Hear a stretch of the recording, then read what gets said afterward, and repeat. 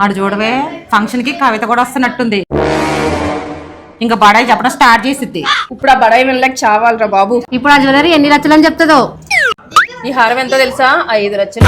అదంత రేట్ ఉండదు లేవే, చాలా తక్కువ రేట్ లో తీసుకున్నావు. మేము కూడా వారాహిలోనే తీసుకున్నాం. వారాహిలో నక్షి మేళా జరుగుతుంది, 25% డిస్కౌంట్ ఇస్తున్నారు. మాకు కూడా తెలుసు.